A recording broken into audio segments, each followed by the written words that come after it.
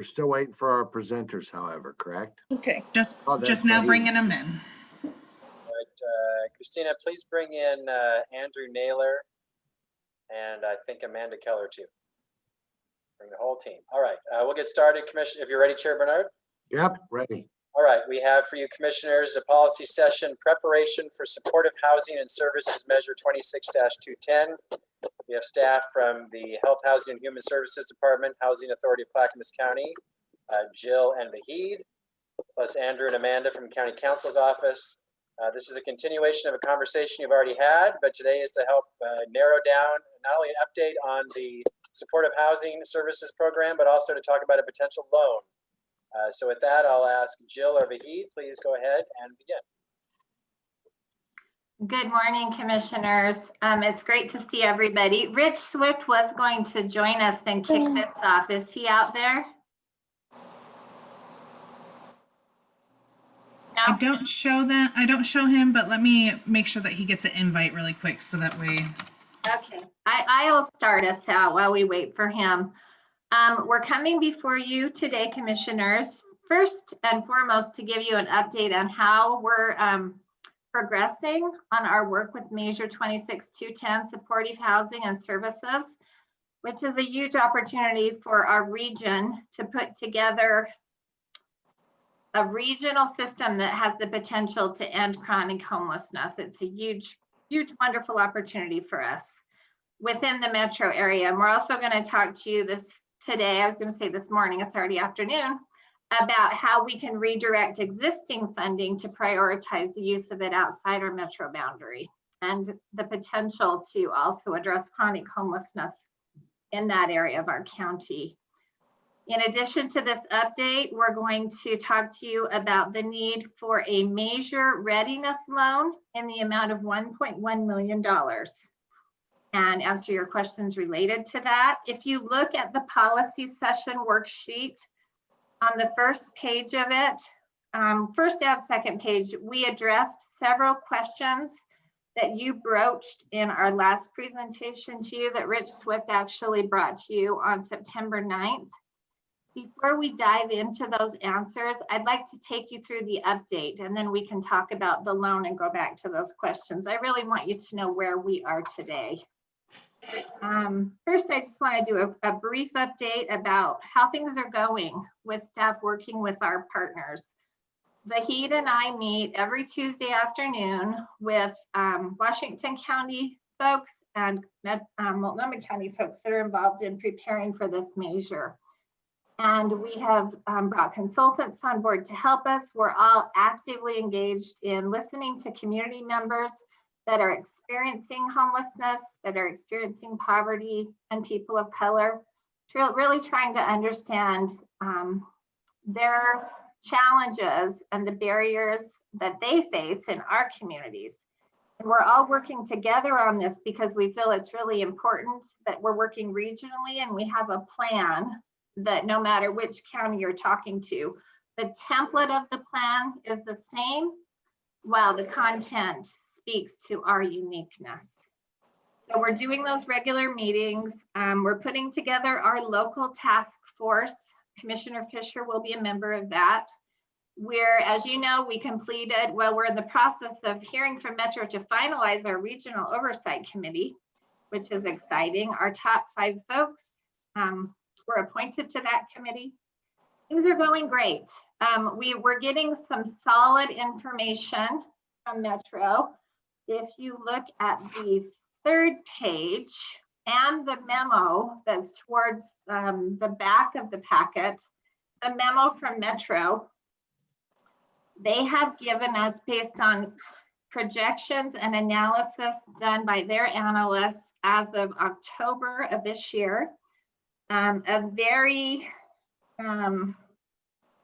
an estimate that is the lowest amount that they would project that we're going to receive in Clackamas County as a result of this measure. 21.33% of funding collected in year 1 would be $24,529,500 coming to Clackamas County.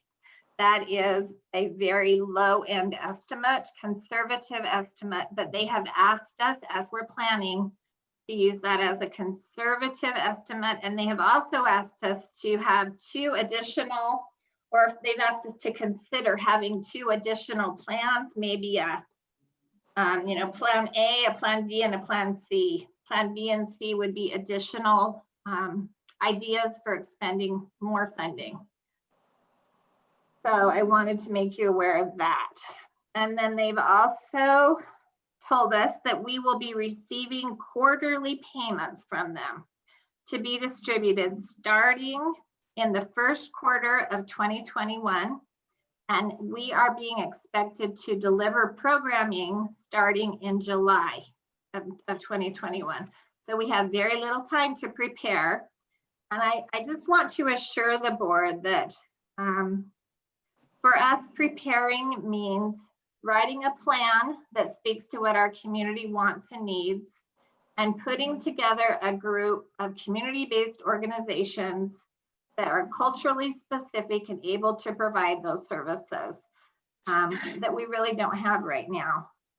So this group and this loan we're talking to you about is just for the purpose of doing outreach to community-based organizations, contracting with them, procuring for their services, and helping them to be successful in Clackamas County.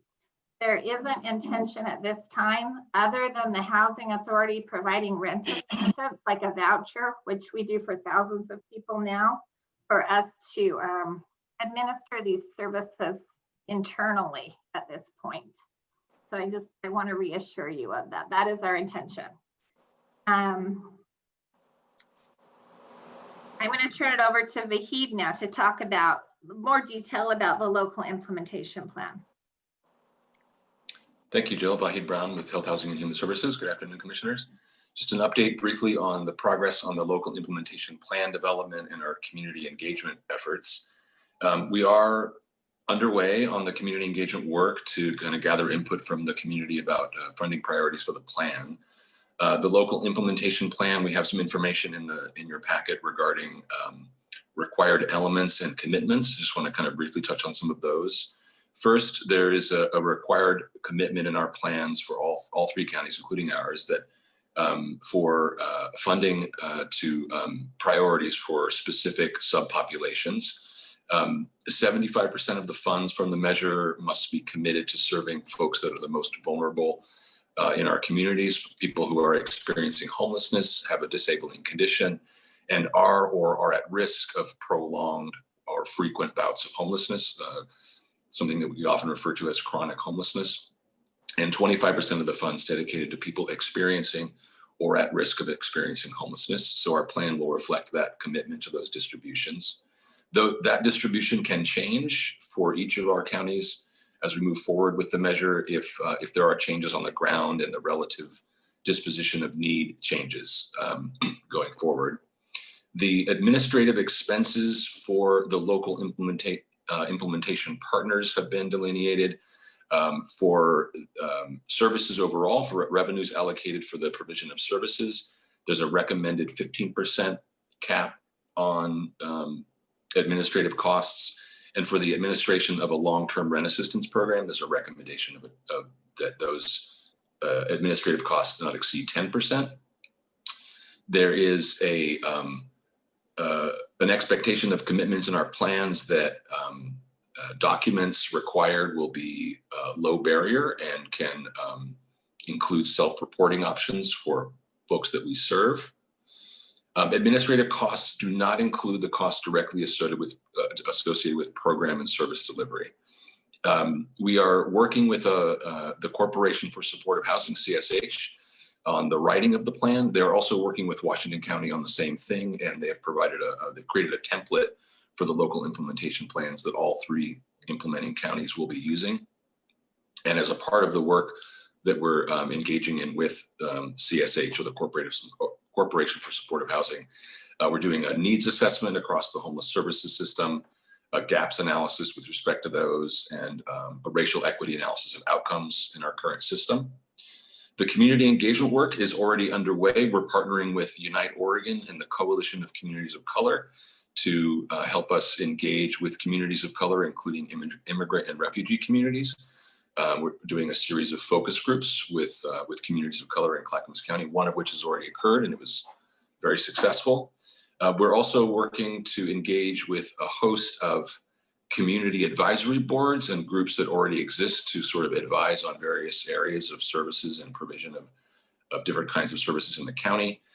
Some of those engagements have already been conducted. Several more are still ahead in the coming months. And those include the Community Health Council, the Continuum of Care, the Housing Advisory Board, the Early Learning Hub, the Youth Action Board, the Community Action Board, and so forth. A lot of these community-based advisory boards are providing us with their input on gaps for communities of color and investment priorities. Our goal with respect to the development of the local implementation plan is to bring a draft of the plan to the Board of Commissioners for your review and adoption in February of 2021. And it would then go to the Regional Oversight Committee and the Metro Council for final adoption. And I will turn it back over to Jill to discuss the capacity building work.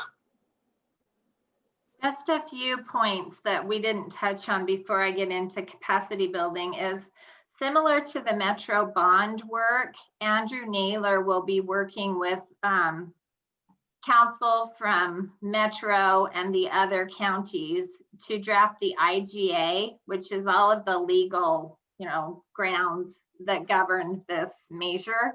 And our plan will be an addendum to the IGA. So that's one of the reasons we wanted Andrew to be here. And Andrew, if you want to weigh in on that, please feel free to do so. No, there's not a whole lot to say at this stage. That's correct. We're still waiting for our first draft of the IGA from Metro's attorney. We were supposed to receive it, I think, this week. We'll be following up shortly if we don't receive it here by the end of the week, I think. So holding pattern from council's perspective, but that is an accurate summary of what we expect will happen. Thanks, Andrew. I do know that we're having a special meeting this afternoon for Metro to introduce to us just a small number of staff what they're calling a work plan, which I think is some of the terms that will be outlined in the IGA. So I'll share that with you, Andrew. If you haven't, you'll probably get it shortly after this meeting. I just wanted to touch quickly on the capacity building need for Clackamas County. Measure 26210 will provide us with financial resources that truly dwarf existing federal, state, and local resources. The annual budget for the Housing Authority of Clackamas County is about $27 million. And that's just a tiny bit more than what we estimate to get in year one from this measure.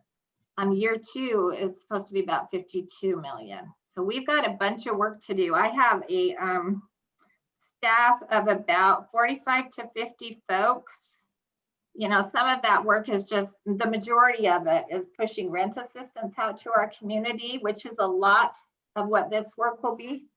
So we can absorb much of that without adding hardly any staff. The staff that we need and the capacity building we need is what I touched on previously. It's about talking to community-based organizations, partnering with Multnomah and Washington County, linking to their relationships and their contracts that they have with folks that do this work and do it really well. And doing this as efficiently as possible, ensuring that this money goes out to serve the people it's intended to serve, not to necessarily build up staffing at Clackamas County. This is a real opportunity for us to do some of our work differently. And that is one of the reasons that we're here before you, not just to provide you with this update, but to ask you to help us to prepare to receive this money. We don't want to not be able to utilize this funding in full in year one and have the potential to end chronic homelessness in our county. Part of the work that we're doing with our partners through contracts is after we finish the plan, Unite Oregon and the coalition will engage communities outside of the metro boundary to truly understand, are they able to access our services? What services do they need? how can we improve what we provide for those folks so that as we continue to receive current funding, it can be prioritized to serve them in a better way. Right now, that isn't our priority because we don't have enough money now to serve the people that we are serving currently. So we were going to ask you, because Wes was a willing and able partner, to help us seek a loan from them, but unfortunately we have become aware that Wes is unable to provide a loan because of state statute limitations placed upon them. So we still do need a loan for 1.1 million, which we believe we could repay to the county very quickly. We don't need a full 2 years to do so. We just want to have a structure stood up quickly, so when the funding flows in, we can immediately begin to distribute it. Rich is now here. Rich, would you like to add to that? Jill, I don't know that I have you've hit the high notes. This is about our capacity to build, build capacity. We're actually right now at the crux of being able to end chronic houselessness with these dollars as they flow in, but we've got a huge amount of work to build in terms of infrastructure, to build the coalition of community-based organizations that's going to enable the work. And so this is actually against the dollars that are coming in, a modest need in terms of that capacity. But if we don't have this capacity add, then actually it has a chance to, I think, set us back about a year in terms of our working relationships with the other 2 counties. And we are looking at, regional contracting, a regional approach to this. And I'm pretty confident, actually I'm 100% confident that Multnomah and Washington counties aren't going to be able to wait for us if we're unable to match their rate of work. And so our dollars will start coming in April. As Jill said, we're pretty confident that we're going to be able to pay this back quickly because we are aware of the pressures on the general fund and the sensitivity. And that's one of the reasons I gave Greg Geis a call and talked to him about the potential of a loan from Wes, which he was actually really, really excited to do. And I do appreciate, Greg in that partnership, but unfortunately there were some things that, in our way that we are unable to overcome. So I think Jill summed it up pretty nicely, and I am totally excited about the potential for 26-210 for this county. It's going to be a lot of work, but this is going to be really fun and good work. And we are really ready to get started. And so we just need a little bit of gas in the tank to get started. Paul? Yeah, I have a few questions, but I want to start off with an easy one. On page 3 of your presentation or your packet, under bullet number 2, it says the percentages set forth in section 4.1B apply to revenue for the first 2 tax years. What is 4.1B? I went through the whole packet. I found no such 4.1B. That's my fault. I should have taken that out. I just pulled out pieces of information because 4.1B is in a document that Metro hasn't finalized. It was draft. So they're basically referring to the percentages that go to each county in the number 1 right above that. It's in a document that was in draft, but that's what is stated. Okay, and then my other question, and maybe it's not for Jill or H3S to answer, but has Wes loaned out money to other agencies or departments before? Just kind of curious how this came about. Not that I'm aware of, Commissioner. Elizabeth, can you clarify that? Yes, actually the finance department received, I believe, $250,000 loan from them. I don't recall the exact number amount several years ago, and has been paying them off. And I believe the last payment is this fiscal year. So that they can do a loan, and maybe Andrew, you can jump in, but they could do a loan to the county, but not to the housing authority, which is a separate entity. Well, isn't Wes a district? So it is a separate entity in and of itself to begin with. Separate from the county, technically. Yeah, and I think Amanda could speak more clearly towards the statutory restrictions. It's not about who's receiving the money. HAC could receive the money. It's about Wes's restrictions as a special district under 451, that the money has to be used for district purposes. So I'm not familiar with the finance loan, but the issue coming up with this loan to HAC was that Wes can't use its funds for non-Wes purposes, essentially. Yeah, that's my recollection from my special district days. Okay, we'll cross that bridge another time. So, Jill, the meat of my question, first of all, I want to just say that this is kind of exciting. So I understand, the positive aspects of this and the anxiety to take advantage of those revenues as soon as possible. But I'm trying to get my arms around what services particularly we are going to be providing. And there's nothing in your paperwork that says what we're going to do. I heard a little bit about Red Assistance, and I'm just, I go back to my first exposure to Central City Concern, for example, which I thought is a great model, great nonprofit, providing housing for, drug and alcohol treatment and transitioning people into a better place.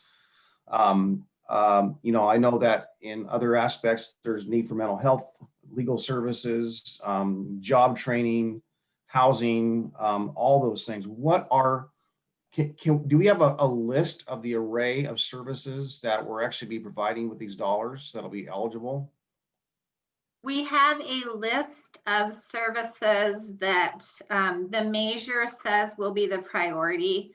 And those basically include the ability for people to be housed and have wraparound services based on their individual needs.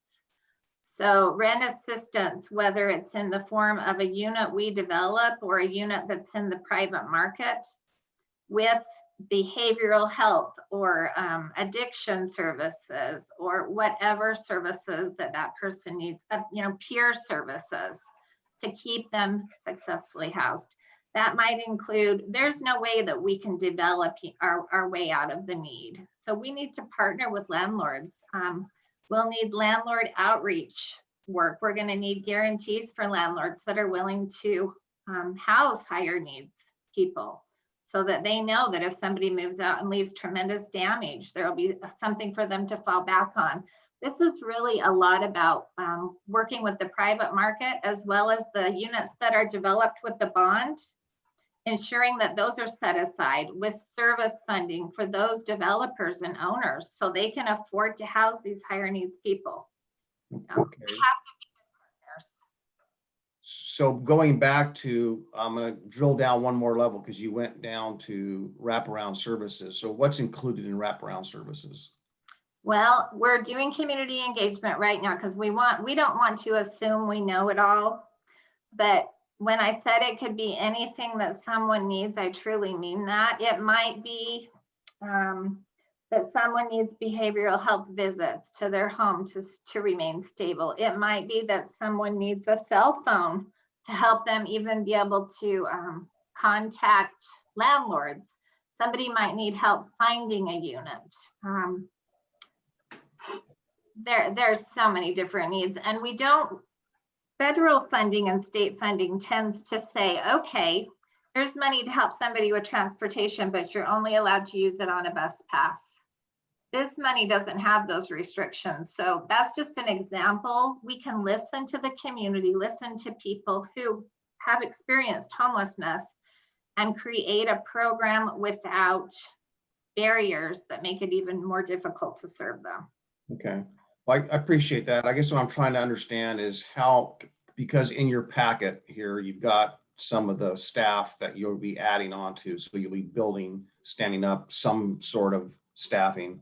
Yes. So I just thought that initially, way back when this was underway, that some of the services that maybe come under what you just kind of defined, we don't necessarily already are at a smaller scale, we probably are providing one way or another some of those services you already defined. So I didn't really anticipate really a lot of staff. So And I don't know what proportions of, and we don't know either, of what the needs are going to be. Say we need X amount for behavioral health, or we might X amount for, all these other services. I'm just trying to get an idea that our administrative cost, I presume, includes staffing. So, my goal, I think I said this before, typically is to see as much of these dollars on the ground to the people for the needs directly, as opposed to building up a organization around it, right?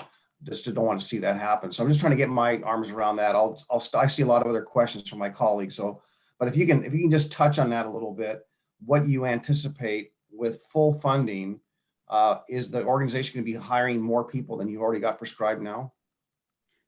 I don't think there will be any additional administrative funding used for hiring. I don't anticipate, to be totally honest with you, I can envision over time, some of the people we currently hire at Clackamas County that might be providing direct service might transition to be providing kind of oversight and assistance to contracted providers like Central City Concern. So I think that you'll see overall our housing portfolio, that's not just at the Housing Authority, but maybe in social services and behavioral health, wherever they might be working, we're going to transition, if we're successful, to a model where we're spending much less admin and pushing more money into the community for direct service. I agree with you. The Central City Concern model works. We want more of those in our county. This small staffing plan I'm presenting to you we do not intend for this to grow substantially. This is just putting a team in place that is all about recruiting and retention. Yeah. Well, yeah. I'll just stop with this. What I appreciate about Central City Concern is it's kind of transitional, helps people get the next step up and up and up and on their way. I know that not all people will be able to ever do that. I understand that as well. Mm-hmm. But I'll stop there. Thank you.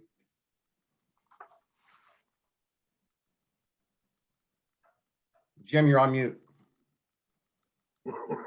Our reserves or contingency, or the health clinics reserves and contingency. Can you talk about that? Sure, I'll talk about that. So the health centers, we talked about use of those contingencies, reserve dollars, and we have used health clinic dollars in the past.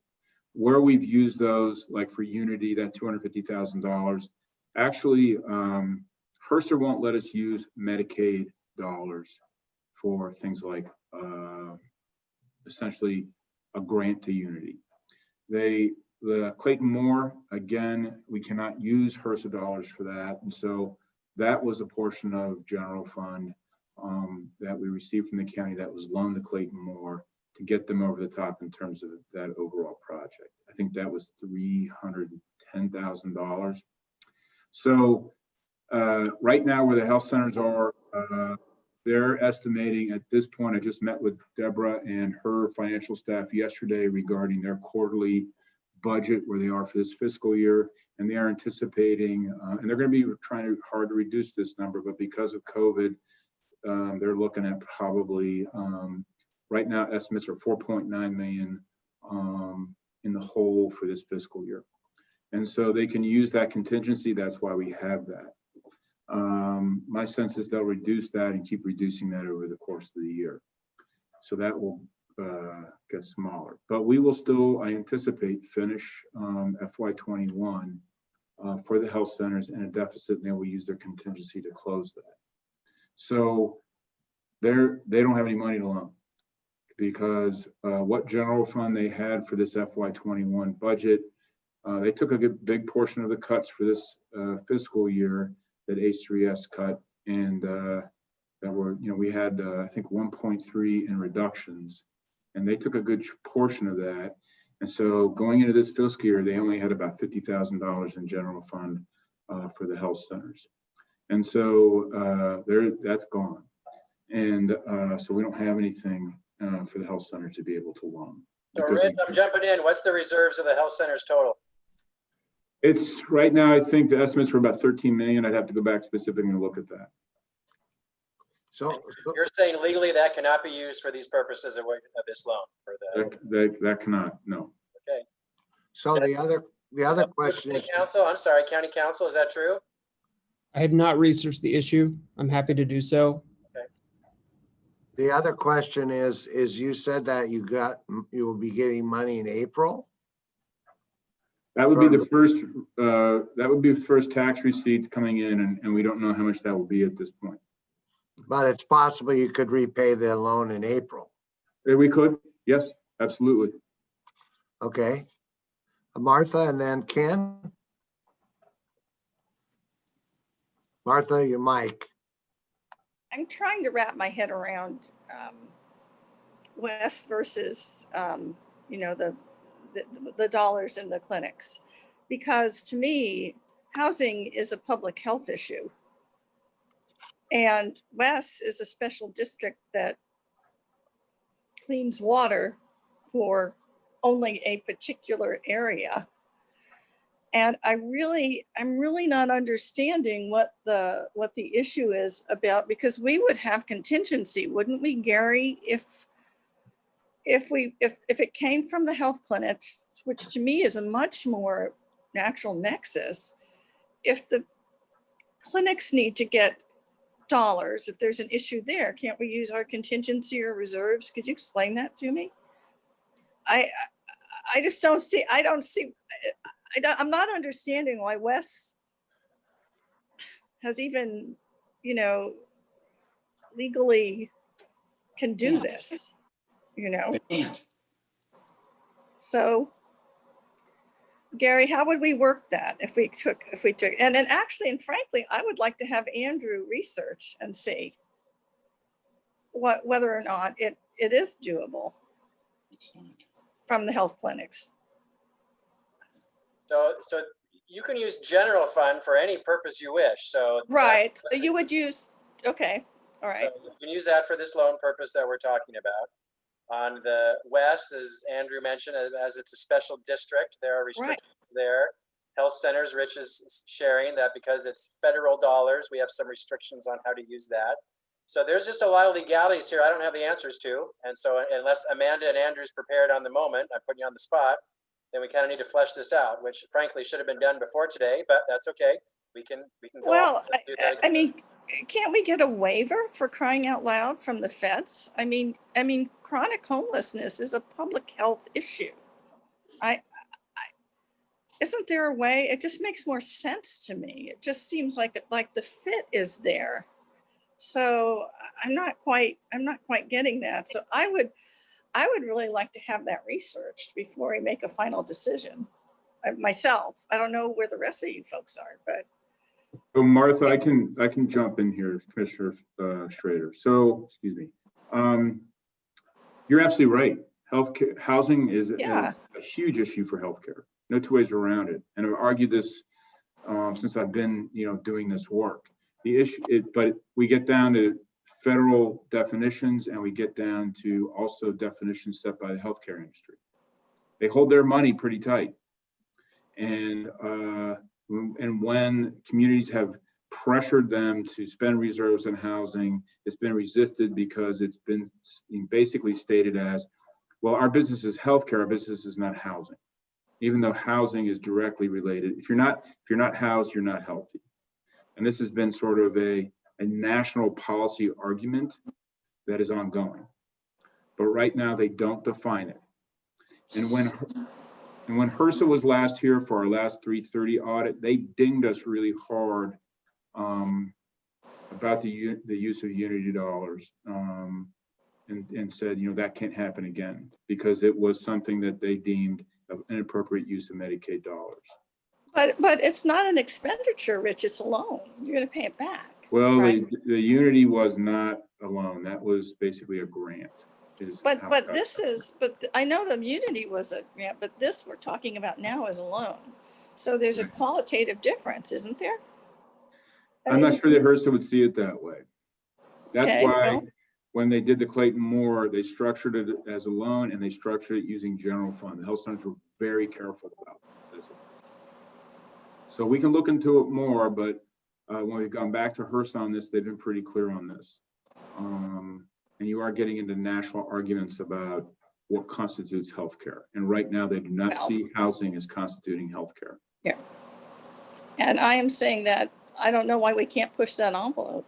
I don't know what are we afraid of? Yeah, I Are they don't come back know. and yell at us? I mean, Oh, I'm happy to push the envelope. I just don't know if I'm going to be able to get that envelope across the finish line in time for the work for 26-210. well, the work's gonna be there. I know that you want to push it sooner than later. I mean, I think we all want that to happen, but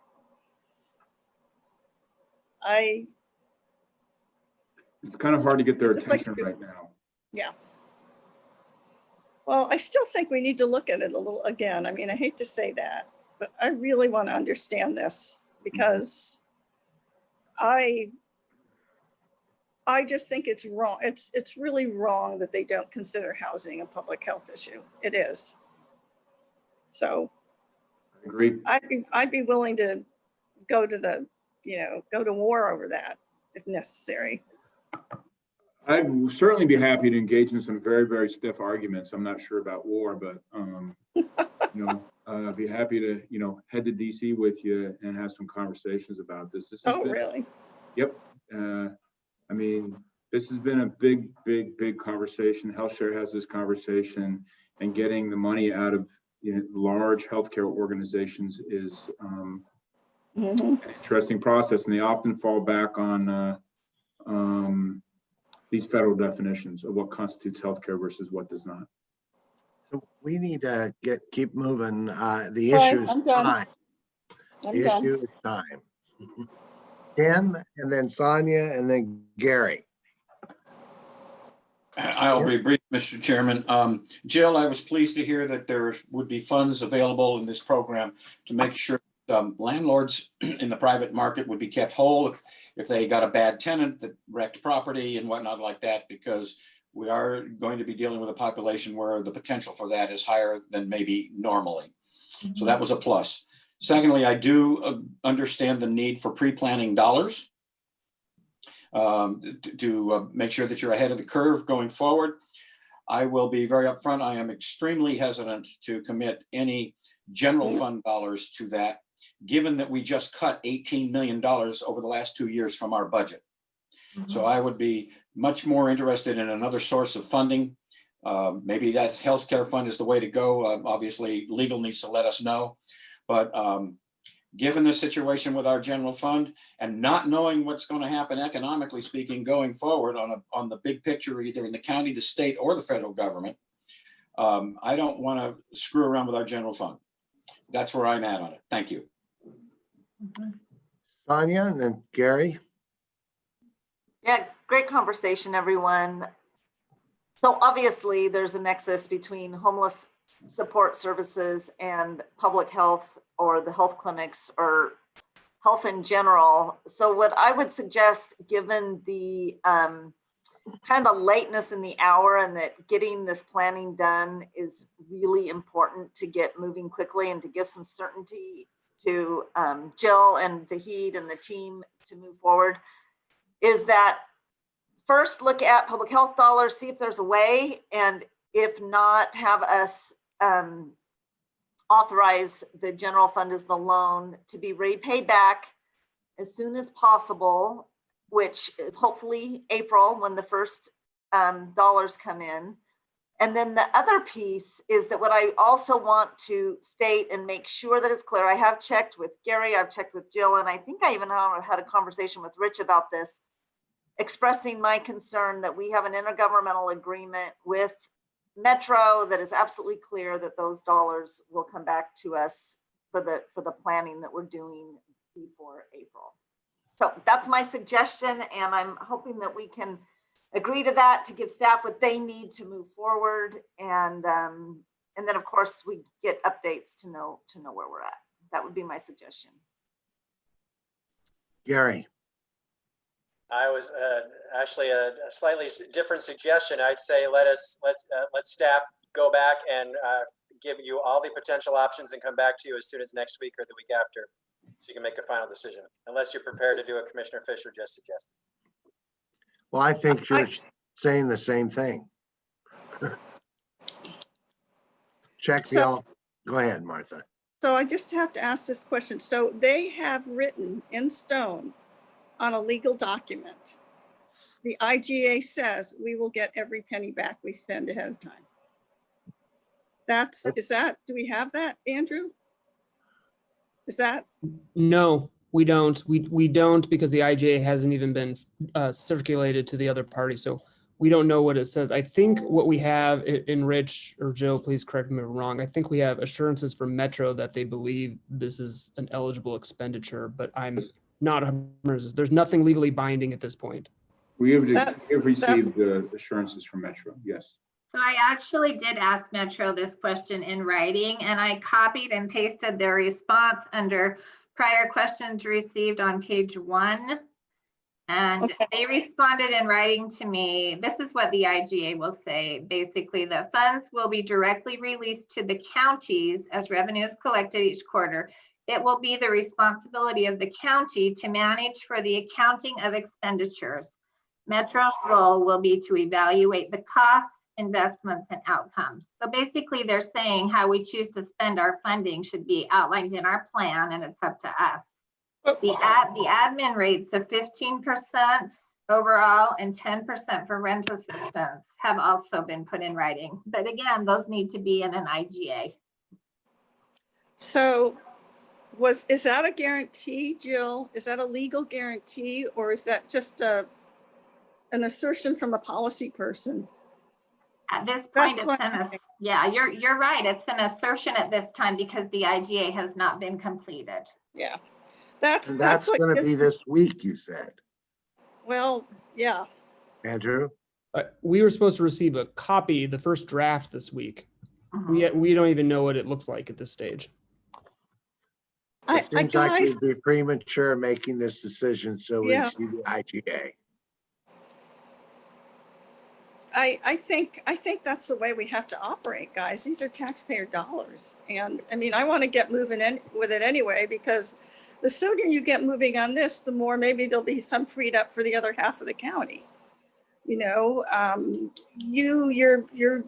there's an opportunity for more farm worker housing. I haven't talked to Jill about that yet.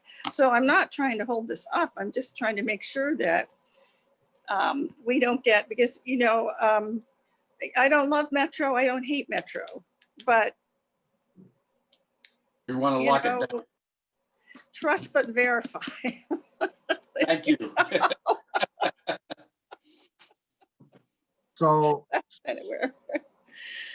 Yeah. so I think we're a little premature until we see at least the draft, the IGA, but Paul and then Sonia. Yeah, so, I mean, so I got a couple questions. I mean, the first one is, when do we anticipate having a signed IGA? As opposed to seeing the first copy? Okay, I mean, because if, let's just say that at the beginning of the calendar year, we anticipate having a signed IGA, you know, I'd be, you know, I'd certainly want to consider the possibility of of loaning the money, knowing it could be paid back before or by April or May or something like that, and to give you guys a head start. And then I guess maybe a third element of that is that what resources do you need now, or when will you need resources of the 1.1? Will you need them in January when these people actually come online and you hire them? Because, you know, it's not going to cost, you know, I don't know where substantial amount of money and the timing and the phasing of those dollars. So that would be another consideration. Maybe you don't need the whole 1.1 between now and April. I don't know. So those are my three things. But when do we anticipate the IGA being signed? There's no good way of knowing until we see it and we know how controversial or non-controversial it is. Our plan is to coordinate with Washington and Multnomah County, so we have a sort of a unified position when we negotiate with Metro. The last Metro IGA that we worked on, Jill, was it about 2 months or so? It didn't take terribly long. There was a bit of back and forth, but it wasn't too drawn out of a process, all things considered. Yeah, so I know that Multnomah County expects to have a finalized IGA and their plan approved in January. So I anticipate you'll have a final, IGA in January. Oh, You're- she froze. You froze. January to Be finish. nice if it was December. It would Well, be, I but, guess where I was going was that if hypothetically, we get it signed by the beginning of the year, and the funds aren't really necessary until maybe February or January, let's say, maybe the timing is going to be good enough to where, and if there is a payback possibility in April, May, that it's literally a very short term. If there was some kind of timing and assemblage of that sort, I could perhaps get behind that. Me too. Sonia, So Andrew, can we get clarity on this one point that if either public health or the general fund fronts some dollars for planning, will that be reimbursed and not have to have it in the context of the whole IGA?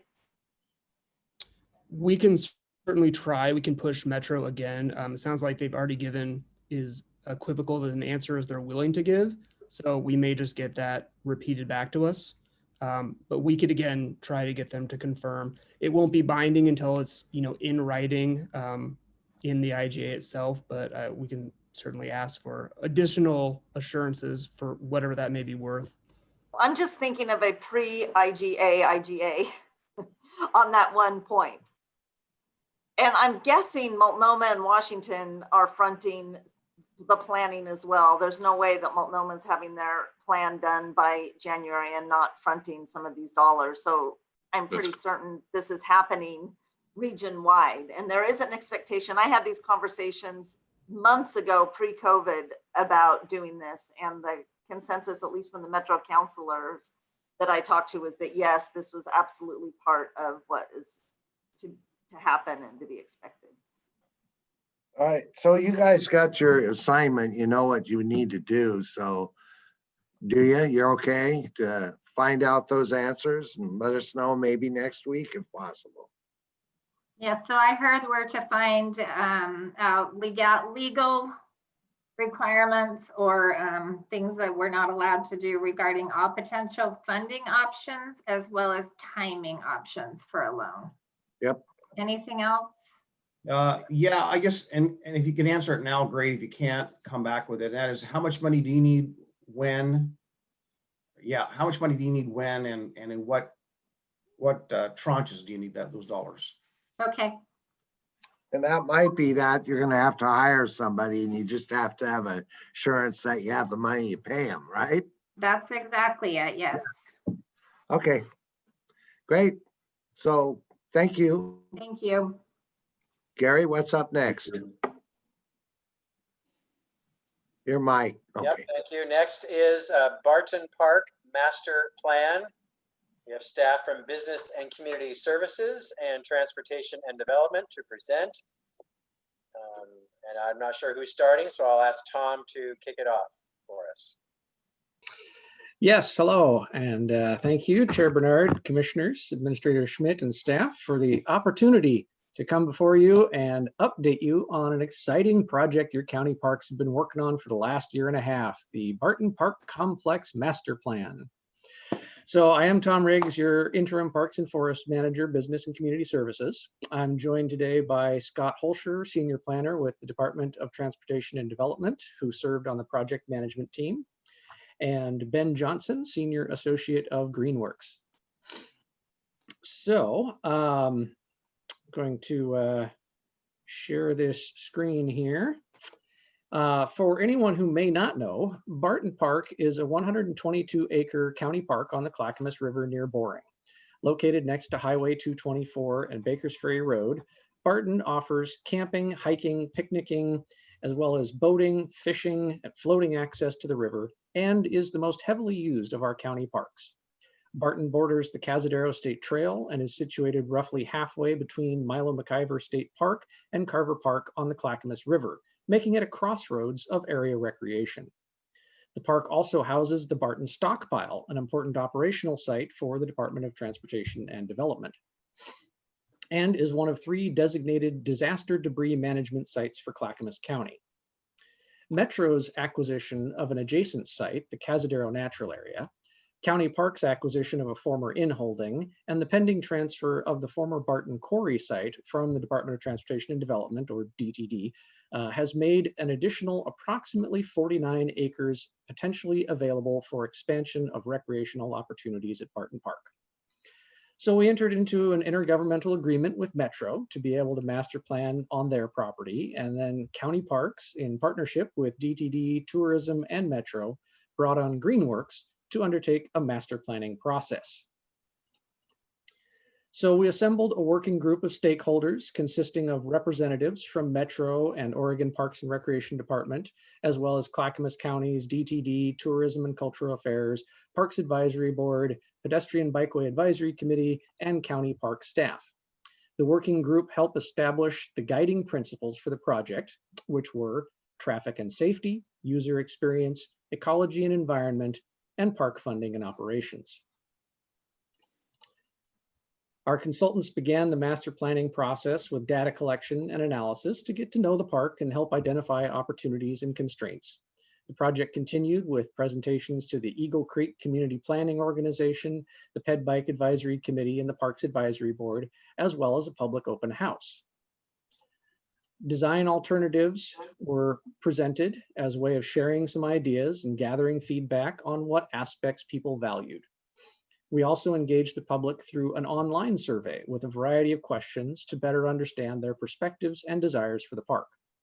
We had 393 survey respondents, and survey results are found in the report's appendix, but highlights include a significant interest in trails, which is consistent with the findings of Oregon's statewide comprehensive outdoor recreation plan, as well as spending time in nature, river access, wildlife viewing, picnicking, and bike and equestrian facilities along the Cazadero Trail.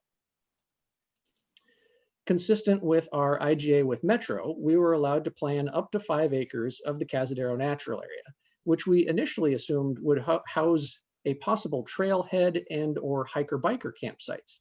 But as the plan was further refined, those facilities were relocated to the quarry site for improved safety, ease of management, and better overall user experience, as shown on this map, the final master plan map.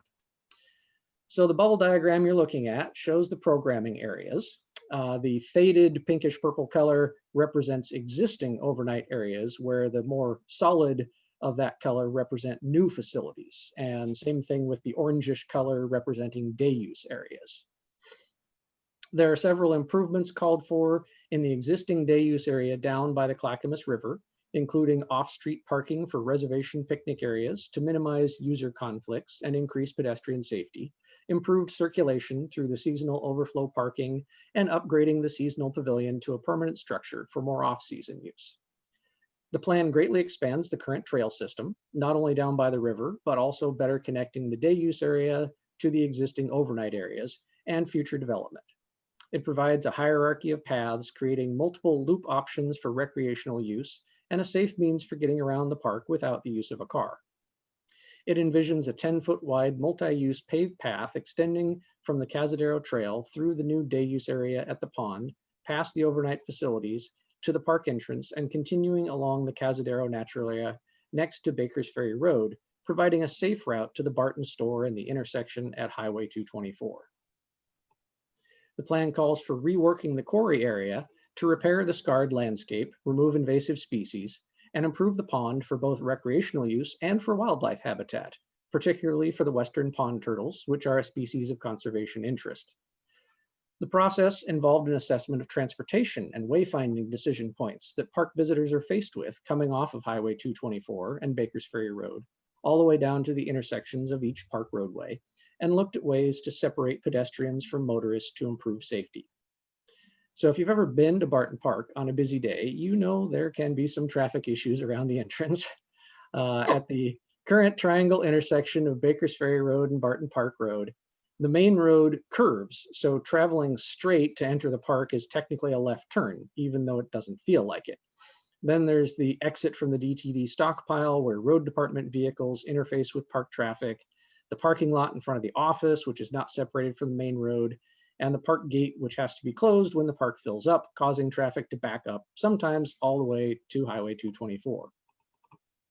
So the plan calls for a second lane approaching the ticket booth to reduce congestion, the addition of a second ticket booth to be able to safely route more vehicles through at peak times, the relocation of the existing RV dump station to locations within the campgrounds to prevent RV congestion on the main road, and repurposing the current RV dump into a turnaround just past the booths for easier exiting of vehicles, and a redesign of the office parking lot to improve safety and functionality. A number of options were considered for improving the triangle intersection, including adding some turn lanes and creating a more traditional angle of approach for the park road. However, the preferred option is to consider some sort of roundabout that improves safety, access, and traffic flow at the park entrance, either a three-legged one or possibly a four-legged one that would further separate DTD stockpile traffic from park traffic. The four-legged design would require securing a right-of-way agreement from Metro for that corner of their natural area, which was not within the scope of the existing IGA. And ultimately, any future changes to this intersection would need to be identified as part of a DTD road planning effort. And this master plan does not commit us to a final design. Another transportation element the plan explored was that of shuttle service to help reduce the number of cars on the road in and around the parks. Currently, many of the river floaters will bring two cars, parking one downstream so they can get back to the one at their launch site upstream. County Parks has worked with private shuttle providers in the past and had mixed results at getting visitors to use the service. The master plan outlines 4 different options for shuttle service: a public route, public partnership, public-private partnership, or relying on private businesses to provide the service.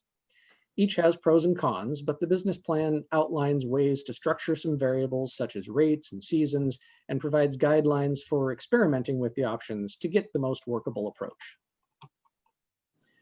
After the earthwork and restoration efforts, this graphic illustrates the potential new development of recreational facilities in the quarry area, Overlook property, and East Campground.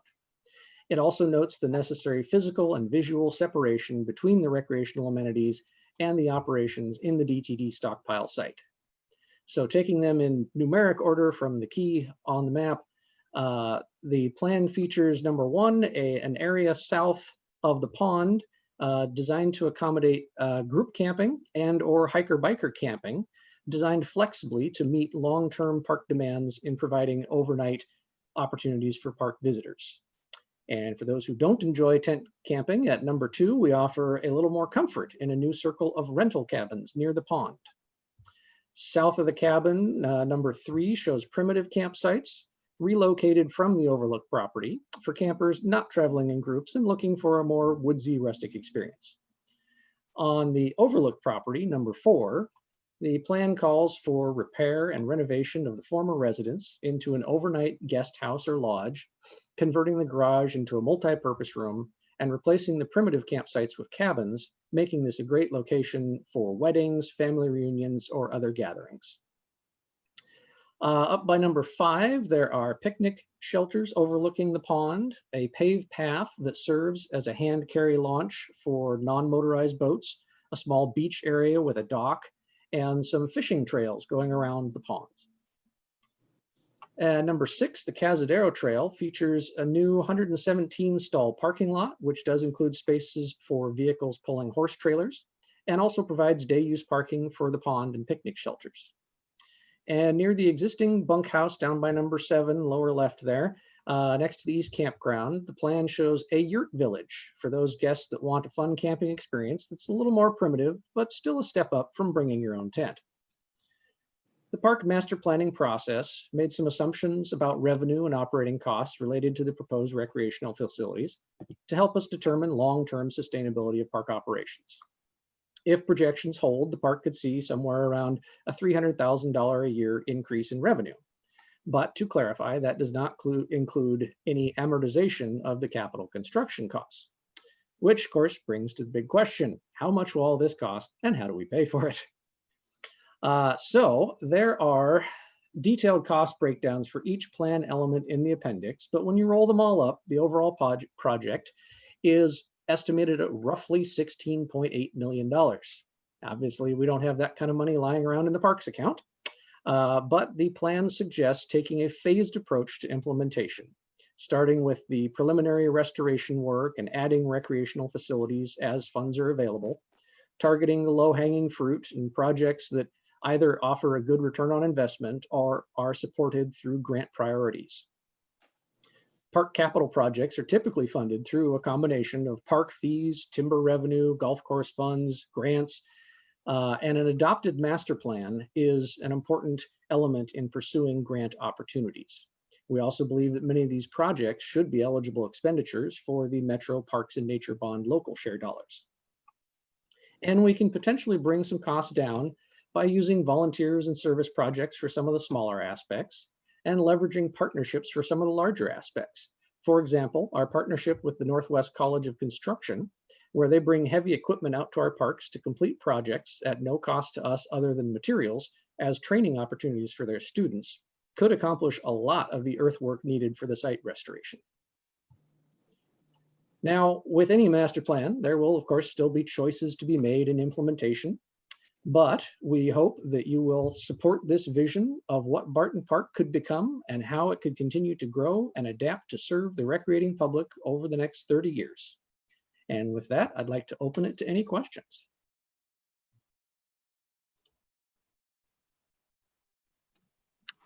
Wow.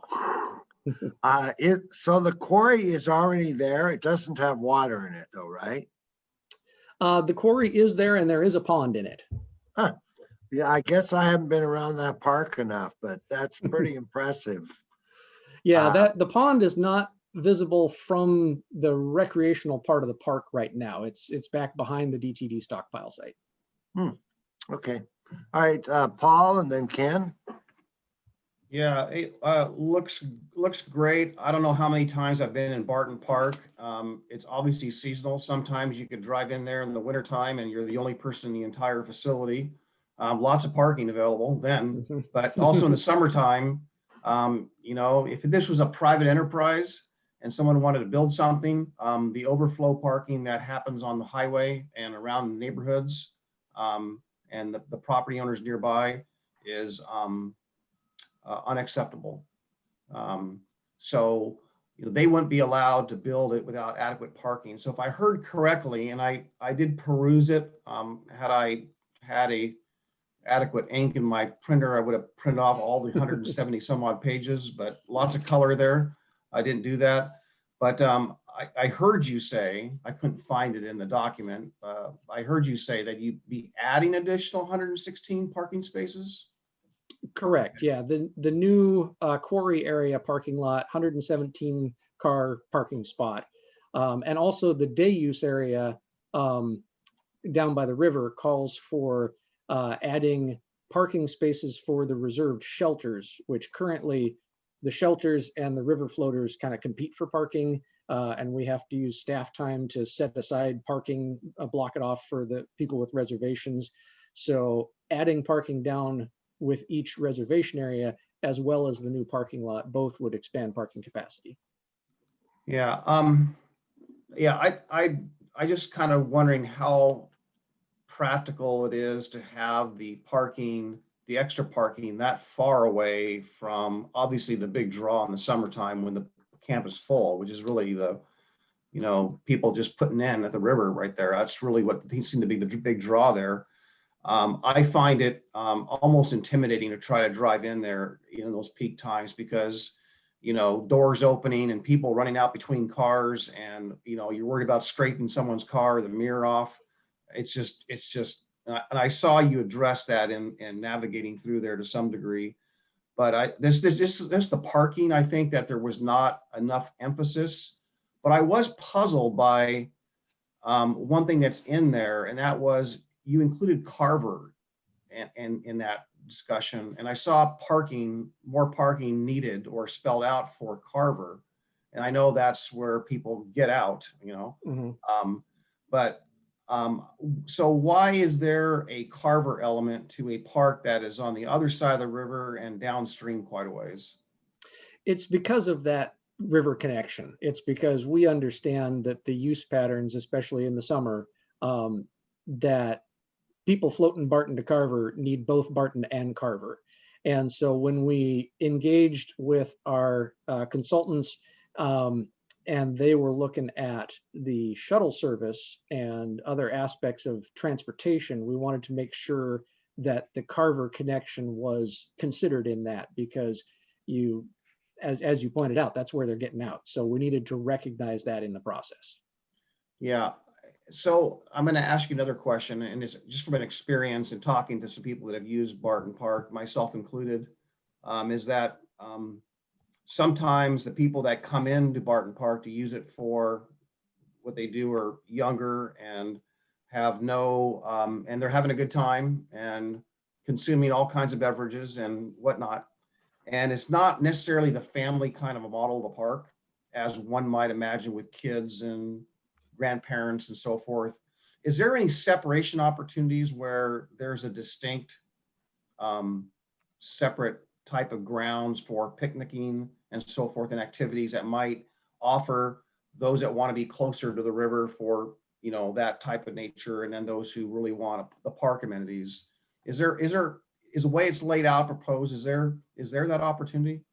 Yeah, and that's part of the reason that the parking lot up by the pond is far away from the river, is, and that picnic shelters are included up by the pond, is we wanted to provide the opportunity for the pond to be a separate place, not just an extension of the river, but a different recreational attraction. And so while that parking spot or parking lot and its 117 stalls, as you noted, are farther away from the river, it also provides access to the Cazadero Trail as that continues to get built out and more usage has occurred there, provides access to the upland trails, and so does create an option for someone who wants to go to Barton but doesn't want to get bogged down in the river crowd. Right. Well, yeah, it looks great. The only thing, my only hesitancy, I like what's in the plan is just whether or not that the adequate parking for that particular use that's occurring there now, which we have the overflow is, and that's just my only concern. And it's always a shame to see so many cars parked on the grass and in the overflow piece. It's just, yeah, just it's not the best kind of use of the park land, and just the erosion and the tearing up of the grass and so forth is a little bit discouraging. But other than that, you know, it looks great. Thank you. And Yes, I had the opportunity to tour that whole park area, besides having used it a few times, but the newer parts, the quarry, et cetera, with Rick Bruin before he left. I like the plan very much. Commissioner Savas touched on one of the issues that I think is critical, and that is the parking. Now you have a shade under 800 actual parking places currently. Mm-hmm. Are you eliminating any of those? Not with this plan, no. We would be adding, I forget the number we'd be adding in the reservation area specific. I want to say somewhere around 90-ish or more parking next to the picnic areas, but not eliminating any current parking. So there's 117 at the Cazadero area, and then 90 more where?